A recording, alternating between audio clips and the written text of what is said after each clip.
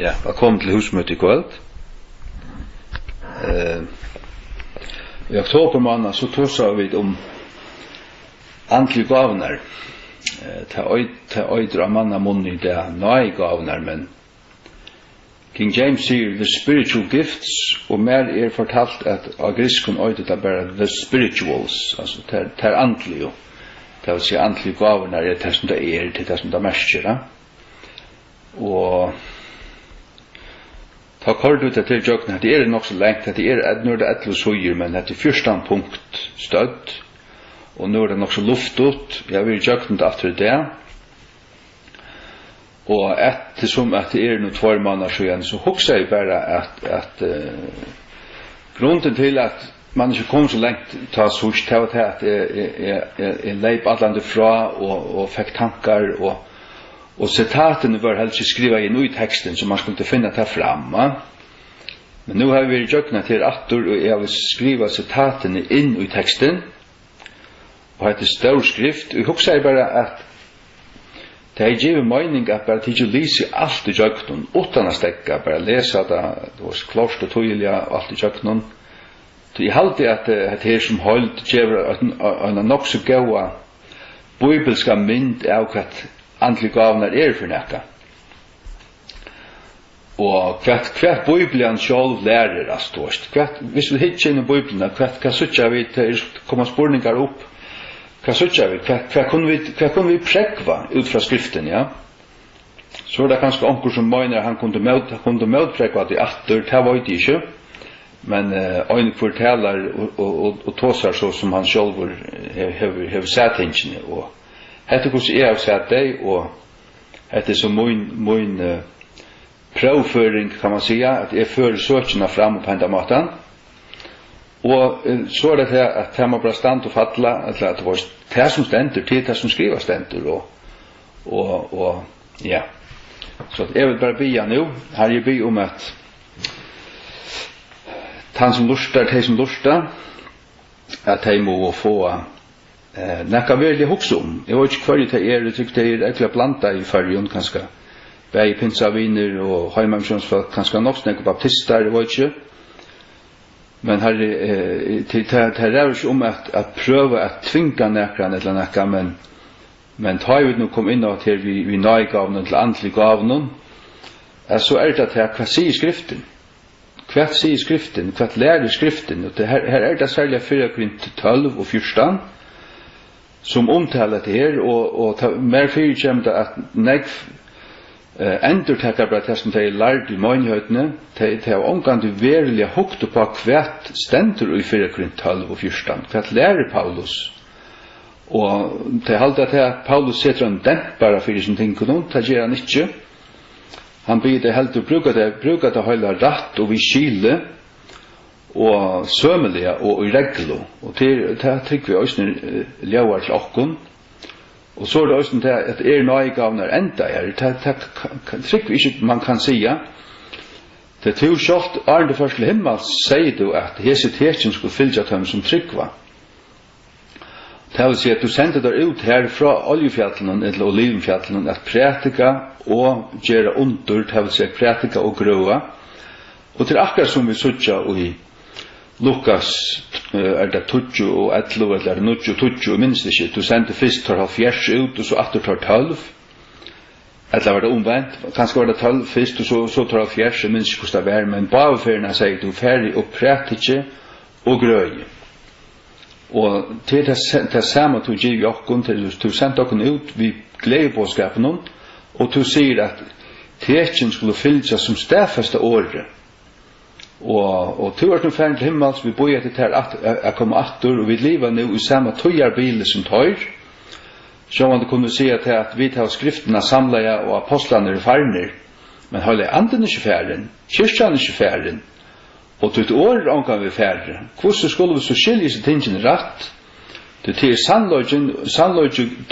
sannløgje Guds års, som avgjøre myndeløgjen og daumaren I alle tingene. Så at, og jeg kan ikke annet si at uimunne løyve sammen med her, Herre, har vi opplevd at du har gjort under vi først. Ikke alt tog, men ta jeg livet her nær, og ta jeg sagt at vi nødder og brukte det her, ta vi opplevet her, at du giver meg særlige gjerninger å gjøre. Her det var ingen evig ui at underhento, og tog vet jeg at disse tingene så. Men til alt etter så som to løyer og virkar, og men til avhånger øysene av hvordan vi stiller oss, vi fastande, vi beande, vi sovande og doven og alt dette her, kommer på avstand, så har vi ta øysene avvirskan, sjåvande.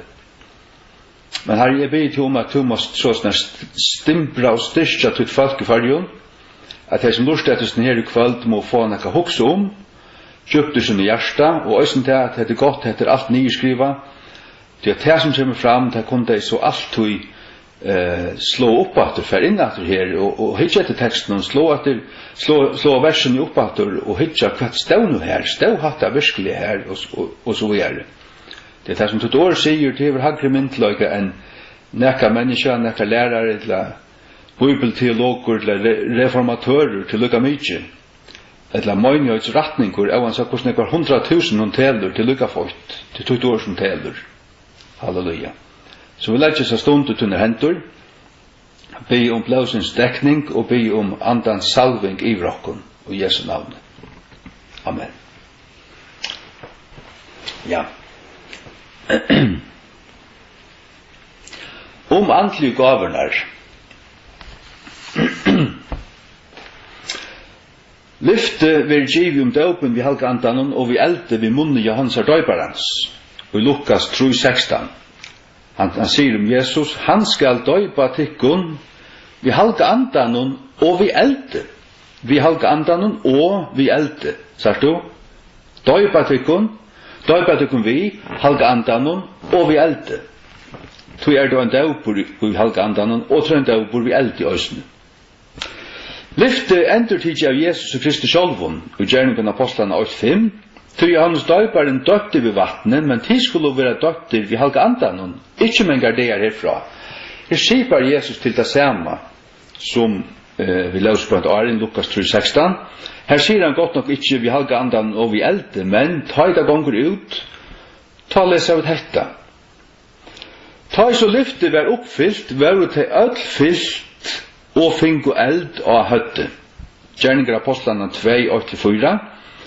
Og ta i kvitt som dævren var fullveis kommen, var det til öll vi øyne samljøvme og i øyne plosse, og brottlega kom til öll ljøv fra himne, som er en susande mektig vinte, og ta fyllte alt huset her til sautu. Og ta byrstust tøymon klovnar tungur, lukka som av elde, og ta settest upp på kvønn av tøymon. Og ta var alt fyllt vi halda andanon, og tåg at tala vi ørentungun, så som anden gav tøym frambor. Altså settust klovnar tungur, lukka som av elde, og på kvønn av tøymon, og det var alt fyllt vi halka andanon. Fyllt merker at det hadde halka andan ui ser, hans er virskan ui ser, som omfattar til personlige troarløyve. Eldren og pjatøymen merker at det hadde halka andan og pjaser, og pjatøymen merker og pjatøymen, lukka som halka andan lendi av Jesu høtti etter hans er økslun. Han kom en del ned i river hans, til hans er virskan vi ser, og til omfattar tjenestene. Altså eldren og pjatøymen til kraften til omfattar tjenestene. Falslæra nummer 8. At døperen vi halka andanon for okkom tryggvande, og elduren sipar til helvetes eld, til seg for til vantryggvande. Henda myta her omafyre, vi skriftene, avduga som liggen. Apostlane var holdt klorst, døpter vi halka andanon og vi elde, så hvor skulle vi ikke være til? Ja, hvor skulle vi ikke være til?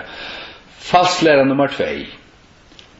At andlige gavernar bæra var for jødanar, tog at jødanar søkja tekjen og grekkanar visdom, 4 Korinther 8:22, tog at jødanar krever tekjen og grekkanar søkja etter visdom. Men hvordan var så andlige gavernar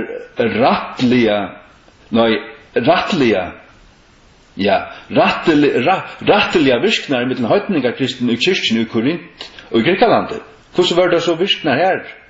Så i 4 Korint kapittel 12 og 14. Det var jo i Greikaland, i en høytninga kyrkju, at altså høytninga omvendingar, middel teg at antlige gavner var mest virknar. Og det var altså halt ikke anden, det var ikke Satan som virka i middel teg, sjålten det var kjøtlig. Og hvordan hendur så kraftar gjer i middel til høytninga kristne og i Galatio og i Greikalandet? Galater brev 5a sier, han tess vegna som tante eller tæner til tikkun andan, og virkar kraftar gjerir tikkara mittlen. Skriver Paulus. Paulus visste til at halvt anden virkar kraftar gjerir mittlen til kristne i Galatia. Og kvosso, og kvoi, hei Paulus så gjørt under av sånne troboanarferien rundt om i ødlen til høytneheimen, her han prætikar for høytningon, og stavna i kyrkjur vi høytninga omvendingon. Rom 15, 18-19 sier, for jeg vil ikke våge mer at tale om nøkker av de tingene som Kristus ikke har virket ved mer, til å gjøre høytningarna lytnar, vi åre og gjer, og gjør noen mektig tekjen og under, vi kraft andagods, så at fra Jerusalem og rundt omkring et Illyricum, har vi til fullnar prætika gledebåskap Kristus. Og da så vi først at Illyricum holdt inne i Moldova. Det er lengt fra Israel, ja, lengt fra Israel, ja. Her prætika han, her er han, vi åre og gjer, og gjør noe mektig tekjen og under, mittel høytningan røsne. Så til å prekvar at det er som falskt, at nøygavne var, og tegnene var bare givet jøten og ikke givet nokkom. Det er ikke satt. Falslæra nummer 3. At andlige gavene var bare for de apostlene. Til Paulus tåsar om apostlatetjen, og i 17 Korint 12, her han sier, sannelig, tegnene av en apostle var virka i tikkara mittlun, og i allum talmøve, og i tegnun og undrun og mektigun gjerningun. Sannløgjen at andlige gavnar for i alt tryggvande, tog at Jesus sier at tegnene skulle fylgja tøymun som tryggva, ta i teifæra ut av på gledebåskapen for hverjum skapningen. Markus 16, 16-18. Og hese tekjen skulle fylgja tøymun som tryggva, ikke bare tikkun apostelen eller nekka tøylukt, men tøymun som tryggva, og i navnemåne skulle de kaste ut djevlar. De skulle tala av noen tungun, de skulle teka opp høggormar, og de drekje nekka deilig ting, de skal ikke seka deg. De skulle letja hendur av de sjuko, og de skulle komme fyrir seg. Så hette giv i öllum. Løgmenn, som ikke var apostlar, gjør det under tekjen, så som Stefanus, i apostlarna gjerningun 6-8, her stendur, og Stefan, fullur av trygg og kraft, gjør det mykje under og kraftarverk med til fagsins. Og Filippus, gjerninga apostlarna 8-6, og følte vi øynesamlige og gav gætur etter de tingene som Filippus talaði, høyrande og suttjande kraftarverken som han gjør det, de gav gætur da de hørte og sau. Sannløgjen at det var rokna som en sjálffylgja, at apostlene hadde andlige gavenar, årsak av tåra tjenestå, men at dette i grunden var givet öllum kristnun av Jesus vi andanen. Falslæra nummer 4. At andlige gavenar fotlo borstur etter at sørste apostelen til Johannes og Patmos døye. Men hva sier skriften? At andlige gavenar halda ikkje opp her før enn det som fullkomme komme, 4 Korint 13-20, som skriften lyser neivare som ta i vi sutja anlit til anlits, og kjenna enn ta som òsni i kjentur, sier Paulus i 4 Korint 13-12. Ta fatla andlige gavenar borstur. Hva så det? Vi spyrja skriftena hva det sutja anlit til anlits, og hvem hetta sier til, at hvem eller hva skulle vi sutja anlit til anlits. Du sagt ikke ting eller sannløykar anlit til anlits. At det sutja anlit til anlits, det sier bare til omkring person. Vi hittar kvann annan i anlite. Vi hittar ikke ting og imsort i anlite. Og i 1. Johannes 3:2 så vi svære. Halt elskar hun. Nu vi sinner Guds, og ta byrstist ikke enn hva vi skulle være.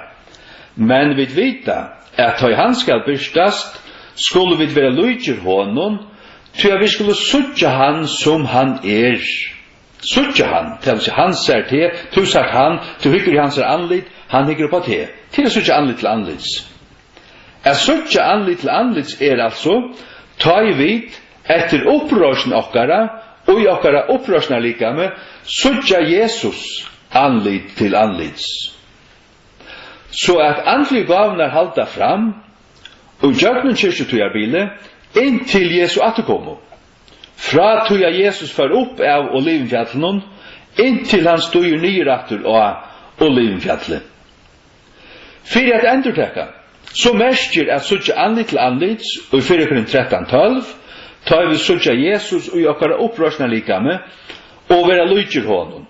Ta kjenna vi sjálvandi òsni enn ta som vi òsni kjent, til å sija, her var fullkomnan kunnlag om öll ting, og alle løndardomar bostere, og så videre. Spurningur 8. Hvert så ratta plosset til andlig gavenon, ta i nu kanoniske bøkernar lokajar og kyrkjan skipa? Jo, videre sender ut av boa gledebåskapen, som Guds år, og at læra teg som tekker imot det tog, at gjeva ödlen loten ans, hvert som helst i Jesus beiakon. Matteus 8:20-20 sier, færre til tess vegna og lære atlar tjauer, døypande teg i navnet fægersins og sonarens og halkandans, lærande teg at gjeva ödlen loten ans, hverjum som helst i av boitikon, og så vittikon atlan ved, alt at enda veraldarinnar. Amen. Andlige gavnar skulle tog undergjevast gledebåskapen, ikkje øvut, til at tegnene skulle fylgja okkur som tryggva, ta vi færre ut ved gledebåskapen, som parallellstikke til hetta Markus 16:16-20, sier okkur til oss i bant Johanne. Og at vi skulle røyne et ting, og halda fast vid det som godt. 1. Tessalonikerbrev 5:19-21 sier, sløtje ikkje andan, vannmeti ikkje profeteringar, røyne et ting, halda fast vid det som godt. Og øysene avbyrging til ønskun accountability, til at døme om det og sagt verur. 1. Korint 1:29 sier, lete profetarna tala 2 eller 3, og lete hinar døma. Døma merker døme om det her, kan det, det rett eller det fast, som han sier. Det også en døme om lærer, til å døme alle loder som sagt her, om det profetering eller lære eller tale eller hva det Spurningur 2. Hva gagna andlige gavner? Jo, der til oppbygging, formening og ukkan.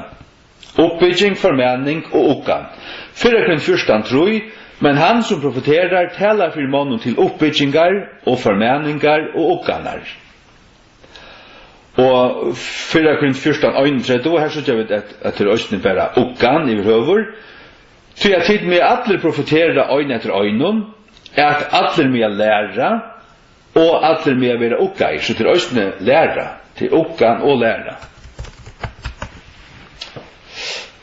Og så til øyne at tegnene som Jesus gav, til stedfesta året, Markus 16:20, og tar for ut, og prætika av alle steder. Herren virkande vid tøymon, og stedfestande året vid tegnum fylgjande, tar prætika av gledebåskapen, og Herren stedfeste at året satt, året fra gode, det ikke manna påfunn, det godommeligt, til det fylgjer en even naturlig kraft vid tøy.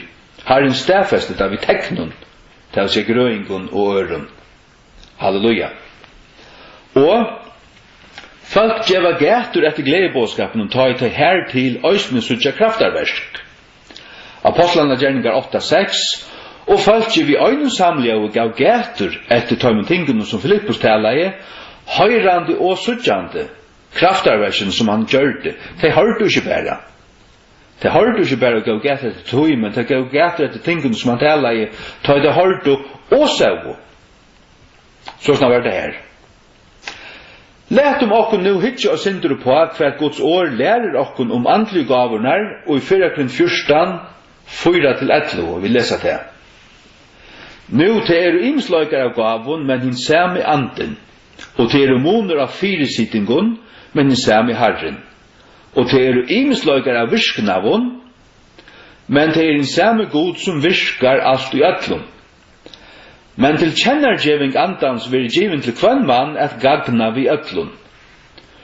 Tui at til øyn veri givi av andan og visdomsåre, til en annan kunnskaparåre av en samme andanon, til en annan trygg av samme andanon, til en annan gavurnar av grøying av samme andanon, til en annan virkingen av kraftarverskun, til en annan profeti, til en annan grøyning av andon, til en annan imis slø av tungun, til en annan tøying av tungun.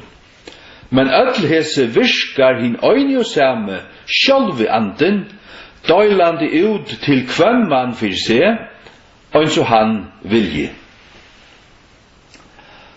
Andlige gavnar, ja,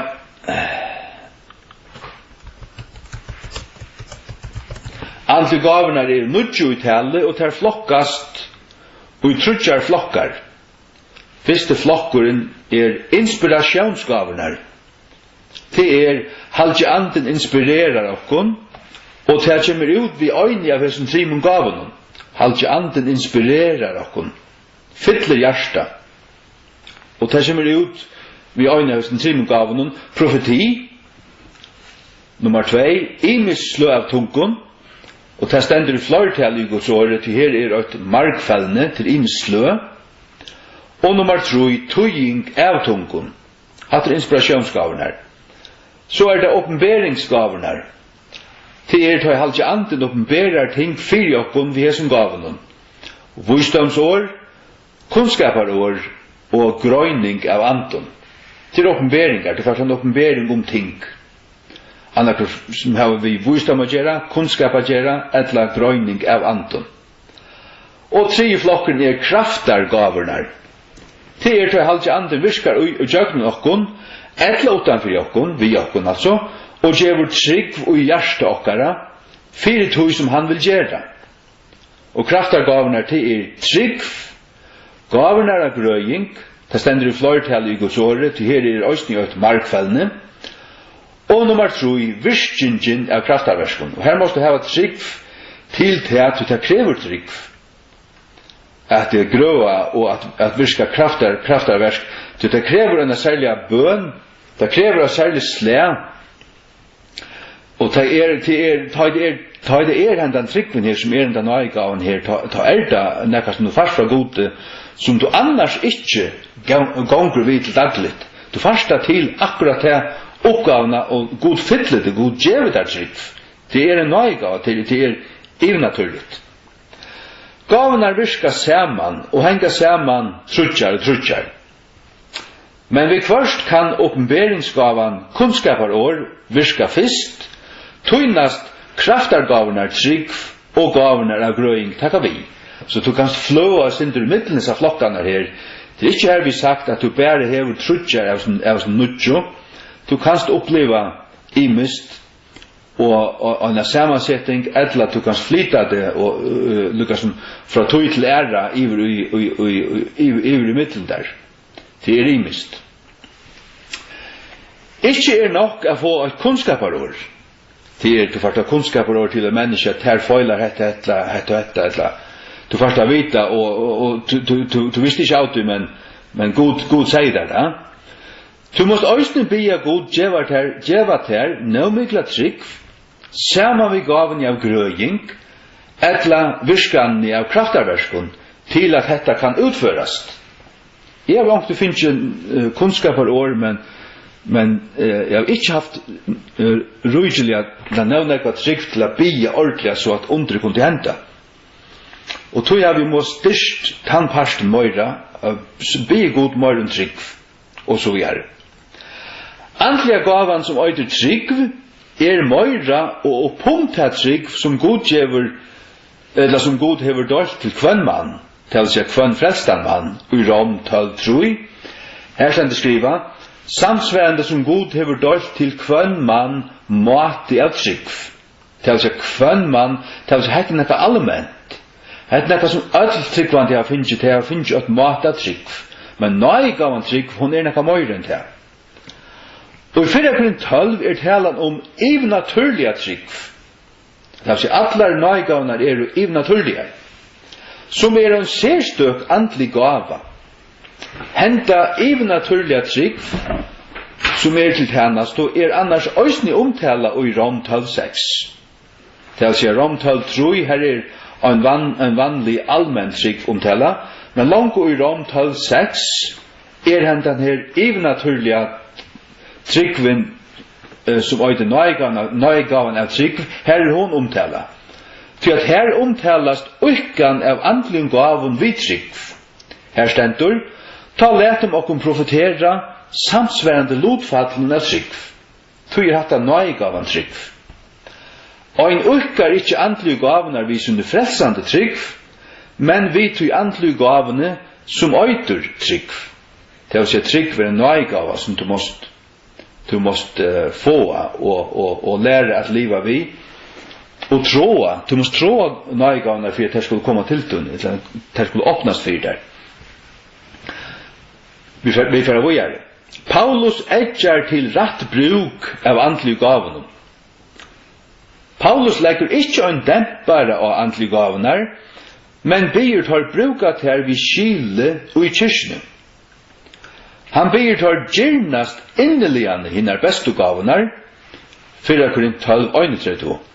Men gyrnast inneliggande hinnar bestu gavunar, og enn sunni tikkun ein møyri avbæran ve, til velvildar vegin og i 4 Korint 13.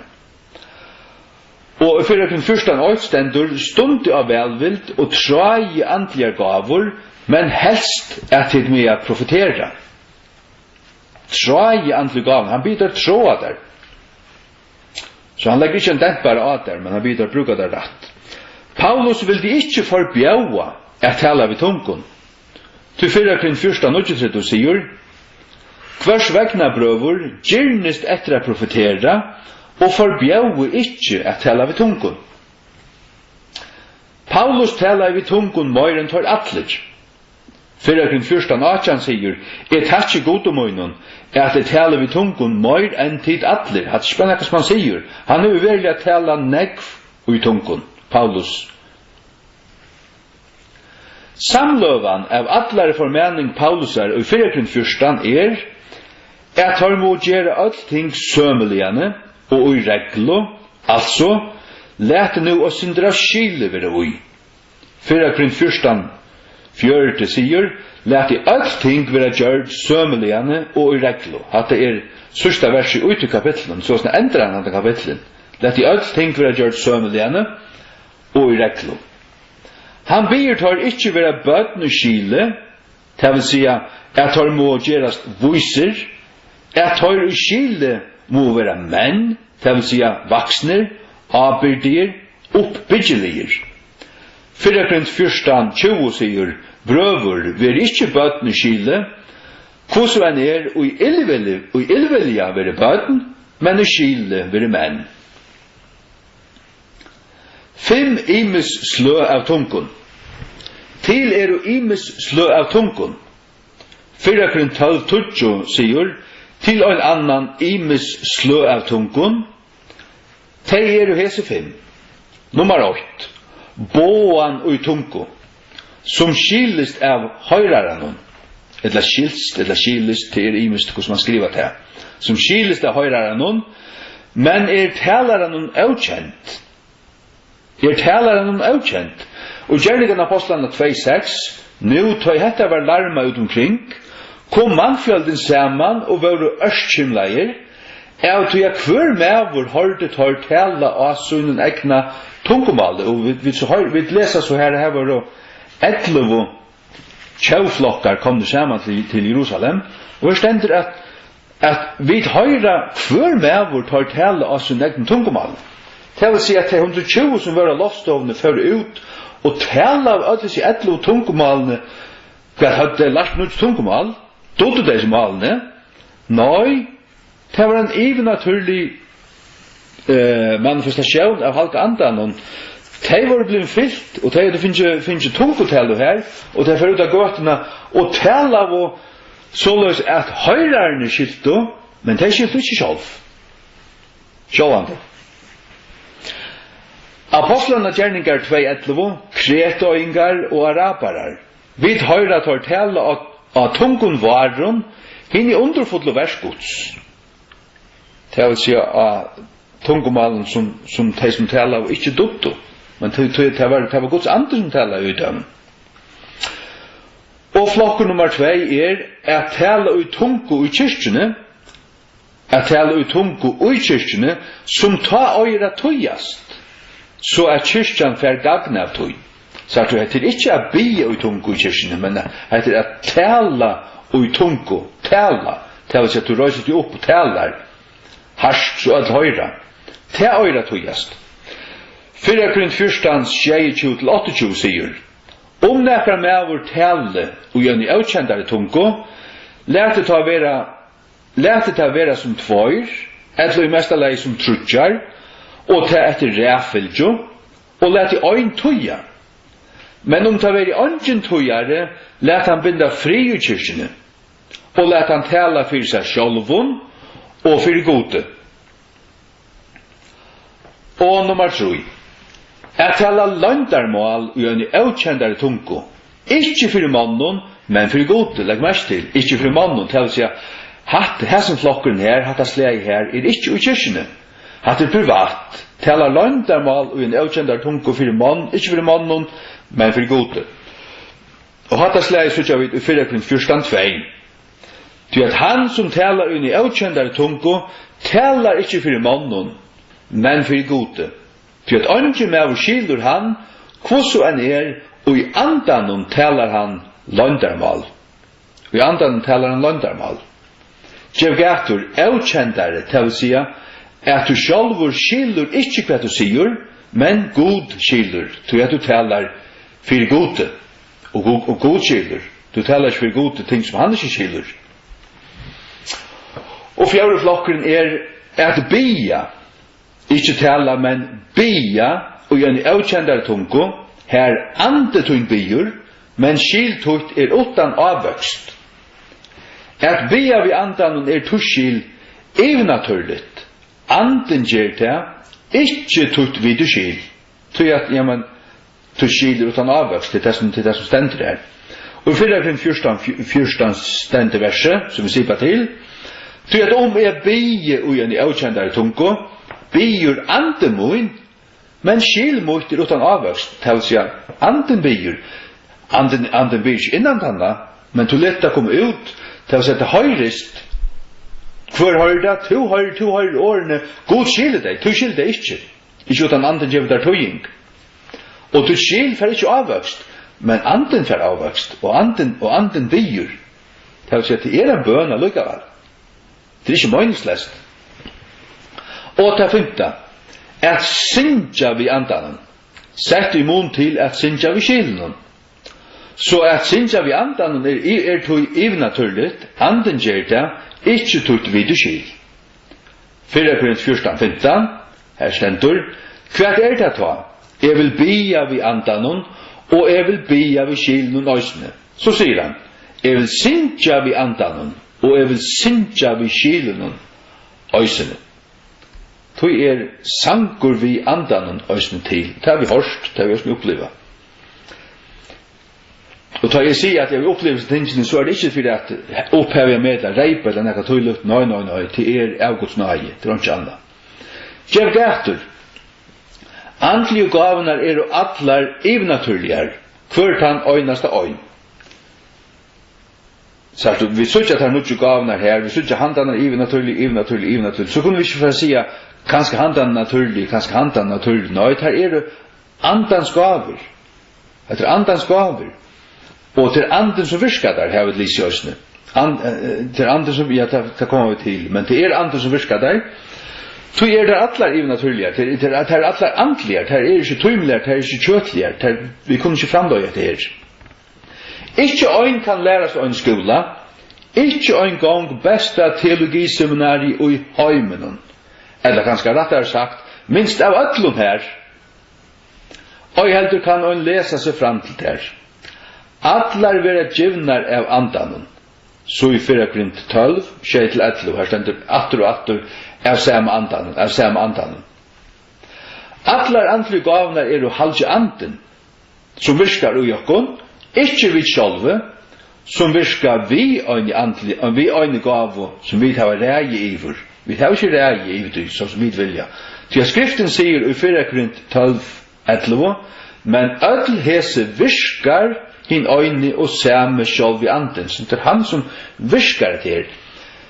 Det øynaste som vi må gjøre til at sette okkon i posisjon, at sia vi god, at vi det har vi tatt som et høyre atter til at vi skulle tro at her. Tro at det, og søke at det, stund at det, og til å si at åsne be om det. Han som taler tungen, han skal be om at han skal kunne tøye. At han dimensjonen skal åpnes åsne og hans andlige løyve. Vi vil være stola til at troagaverne gyrnast her, og be om at kunne tøye tungetallet. Så hette personligt mellom den øynstake og god. Hette tutt personlig andlige løyv, ein pastor av løyven og gode, ein vutt eller dimensjon av løyven og gode. Og det alls ikke her vi sagt at det som ikke kjenner til eller har opplevd tingene ikke Guds barn, eller ikke elsket, eller ikke frelst, eller nekka tøylukt. Det bare til at hette ikke åpna fyrdom, det ikke gingen in ut her. Det kunne være velsignet, det kunne være andlig, og det kunne ha kraftig en vittnesbord, og være salva til å tale, og be og annet. Det er bare til at disse tingene her, som vi leser her, at det har ikke smakket det enn. Det er det eneste vi snakker om. Vi lærer ikke fordøming i nekran, vi vil bare vise der, til som lurer, hvert skriften sier og lærer, og ikke annet. Så tar en andlig gava verilega virkar, så det halge anden som virkar, ikke du sjálfur. Men du letur halge andan sleppa fram et, eller samarbeider vi han. Skriften tåsar og i Rom 6:13 og 19, at vi øye at voita gode limer okkara til okkara likam, voita, til å si bjaua det fram til godsa bruka. Rom 6:13 sier, og heldur voiti til limer som ambotja euratvus i for synd, men voiti til kun sjálvar i for gode, eins og tar som livande fra tommen deio, og til limer som ambotja euratvus i for gode. Ambo, ting som han kan bruka, et ambo i Guds hånd som han kan bruka, vi gjør i Norden. Paulus vil, som vi langt har sett, at vi ikke leta tungotello fylla alt møte, men løyva tvøymon, eller mest lei trimon, at tala i tungo og en møte. Fyrir kun 1:22, nekar med vår tali og i avkjendar tungo, lete det være som tvøyr, eller mest lei som trutjar, og ta etter ræfylgjo, og lete øyn tuja. Ikke atler sen, men etter ræfylgjo, det vil sija øyn og øyn etter øren. Ongen tujare, ta skal han binda fri i kyrkjene, og heldur tala fyrir seg sjálvun og fyrir gode. Fyrir kun 14:28, men om ta veri ongen tujare, let han binda fri i kyrkjene, og let han tala fyrir seg sjálvun og fyrir gode, til å bruka det privat, ikke koma fram ut. Her møgnast vi at røysa seg opp i saunainun, og tåsa harsht i øyne tungo, som en båskap til kyrkjena. Ongen at tuja, så skal ein slugur binda fri, tui ta gagnar ikkje kyrkjene. Slukt veru best kjøtligt reip. Og ta har ikkje heim i kyrkjene. Eller i samkommet tar høylau. Legg til merkes at det fløyre slø av tungon. Båan utan tujing, det som så i Gjerningen Apostlene 2, båan ui kyrkjene vid tujing, at tala för sig själv och för gode, at bia ut tungo, at synge ut tungo. Till det här så finns slöjn i här. Boan åt tøying nummer 8. Boan och kyrkjen vid tøying nummer 2. Tala för sig själv och för gode nummer 3. Bia ut tungo nummer 4 och synge ut tungo nummer 5. Such hetta at det vust stendur så i Guds ord. Og let det søkka inn, til seg inn i øyra og sinn, og så videre. Til at øysni hetta at døyla, eller rett døyla sannlagsåret, som vi leser om i 17. Timotheus 2:15. Det kan aldri være rett bare at vreka stor Petter av Guds ord og sier seg at han som rett ord døyla sannlagsåret. Nei. Studera at søgna til sjálvan virkjendan i gode, og en verskamann som tarvast ikkje skammast, rattliga døylande sannlagsåret. Og let så ikkje nekra samkommulære og læra til motsatt vi Guds år, til at Guds år hever ratt. Han som talar ui en i avkjendare tungo, skal bia at han må tuja. Skal bia at han må tuja. 4 Korinter 14:13 sier, Forsvegna lat han som talar ui en i avkjendare tungo, bia at han må tuja. Til bægi til at han skal bia at han må kunna tuja, men til øysen til at hvis han bier, Forsvegna lat han som talar ui en avkjendare tungo bia, lat han bia. Og bier han, så må han tuja. Så fer han tujingina. Så det her. Hvis du trust, og du hever en tungo, taljavar ut der, og du kallar til det her, og og du så kanskje blir god øysten gjør der tujingina, så er det vårt av, så blir det å høyre uten i hjärsta god sier vitt hvert tungan som du fekst mersker, og så kan du røyse at du gjør tunguna og tujingina. Så at om du hever en tungetalo, så kanst du be god djeva til tujingina, og fast du henne, så kanst du be djeva tunguna og tujingina og i kyrkjene. Så får alt gagna av tuj, så som god vil, og høyrarne er at døma hverst hette rett og av gode. Utfra det utra vi høyla av skriftene. Sjåan det kommer fram vi tenker som pura henne vekkre, som løya til føra til synd og frafall og falslære og beg og anna, så ønsker han takke møte til. Så skal det bare lette det ferda, eller avtalast, eller det kan ikke slippe at endertakast slukt. Men var det virkelig sikningar, og alt kjente det så at dette var givet og av gode, ja, så var det.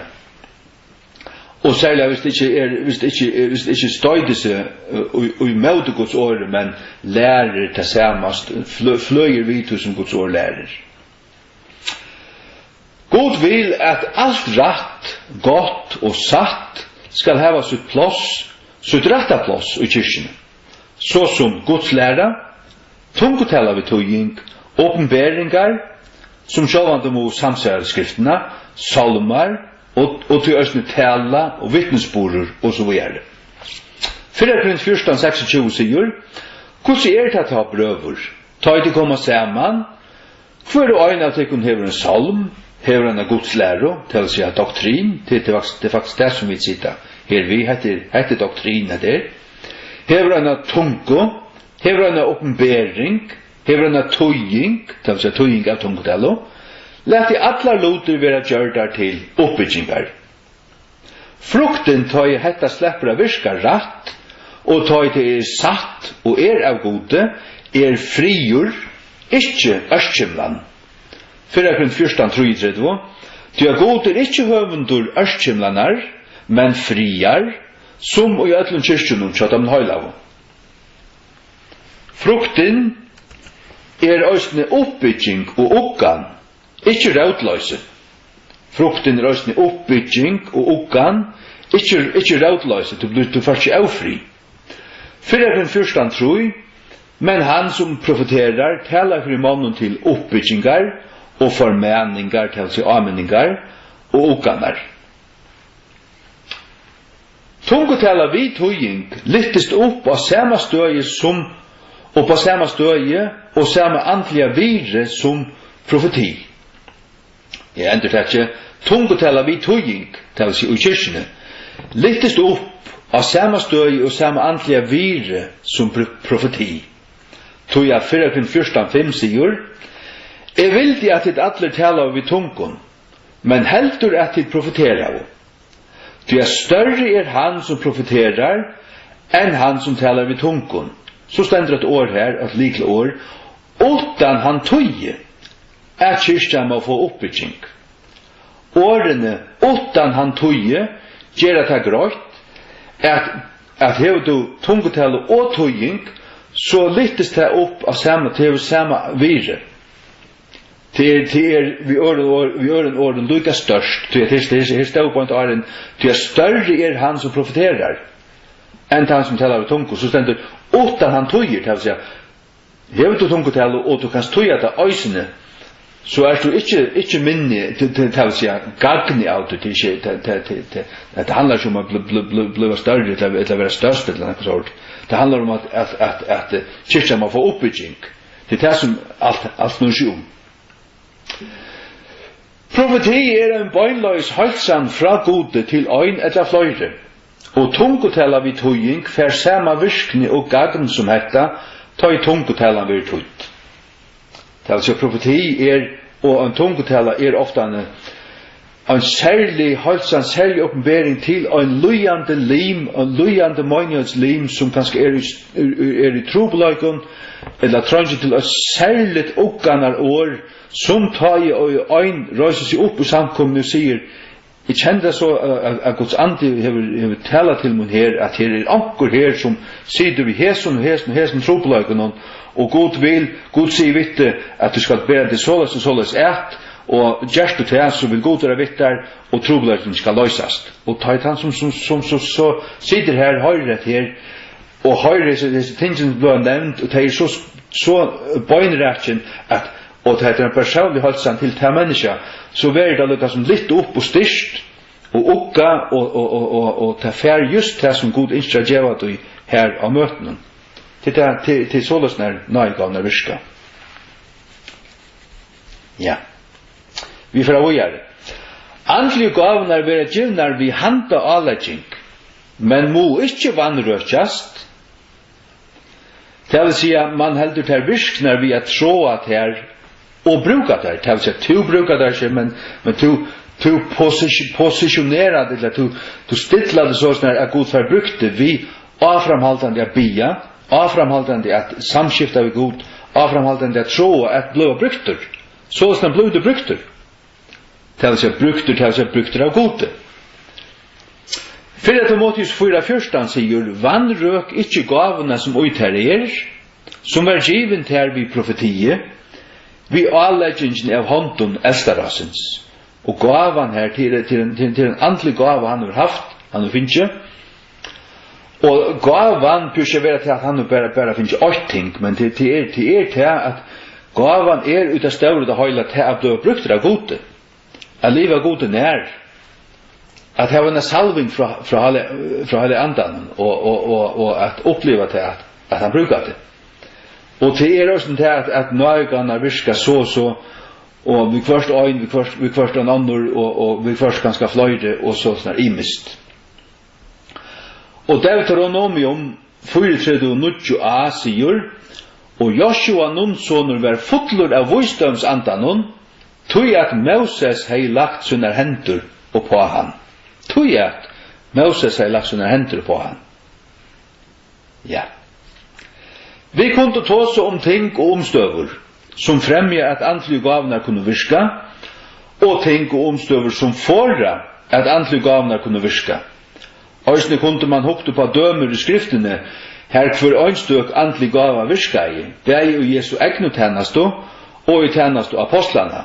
Men øysne i tjenestå løgmanna, såsom Agabus, Ananias, til Ananias som lei hendur av Paulus til han blindur, Filippus, Stefanus og så videre. Det tilfær til en æra fer. Vi leta hetta vera nevmykje av hesen sinne. Enda halsan vi Filippi-brevnen 8, 20-21. Samsværande vi muna innelige vantan og muna vevn, at vi ongun skal vera til skammar, men at vi öllum dyrve, eins og alt hui, såleis òsne nu, Kristus skal vera gjørdur staurur ui munu likame. Først her vere seg vi luive, etla vi deia, tui fyrir mer at liva Kristus, og at dodja vinningur. Amen. Halleluja. Takk for Herre stund. Takk for det som suttja så klart til Norge, tar vi det spyrja spurningar, og leta det år sværa, og hitje på at her, og sånn her. Og jeg bygger meg dette med å være til signingar, og til avminningar, og til okkanar, for til folk, det som tutt år lærer, til det som vi det som i alle føren jeg har rønt, og sånn som jeg har kjent av meg, å legge det fram sånn som til år lærer det, og bid om at de som har haft spurningar her som er vidjande, de må få svær, og at det må være at de må til sikningar, og være en hjelp av løgene at suttja sannlagan hese tingene, at det ikke må bare henge og tømme luft, og heller ikke at de må fylja tingon og tryggva tingon som til dår slett ikke lærer, men som kanskje samkomman orsaka av tradisjon, orsaka kanskje av til at det her som samkomman byrja i øyne for noen 100 år siden, at det ikke åttøse tingene, det ikke så det så som det år lærer, men det år hever alltid rett, og vi kunne alltid oansett hva vi vil virke, eller ikke vil virke, og tøyene, så lenge tøy, vær det ikke virke, og alt det her. Det sitter ånga foran for tøy at det ikke kan være virke, og heldig ikke til at det ikke hever vært virke, og kanskje i luttlen lommon, og luttlen, og kanskje løyde mat her og her, så som du har kunnet. Men trøsten til at folk hei så løyde tutt år, og nekvar alder, utan bare alla tøyne og så videre. Men så kom tutt år ut at og større mat at vi reformasjonene, ta i året ble tutt og prenta, og i tusen av oss brått ut med til falskje. Takk Herre at vi kunne se som så, at tutt år et ljøs av gøtemøyne. Tutt år et ljøs vi fyllt Herre, og det det som skal løye på veien, og det det som talte kom til i ødlundsborningen, og Jesu navn. Takk derfor i seg stund, og vi bare vi er til denne sikning i Jesu navn. Amen.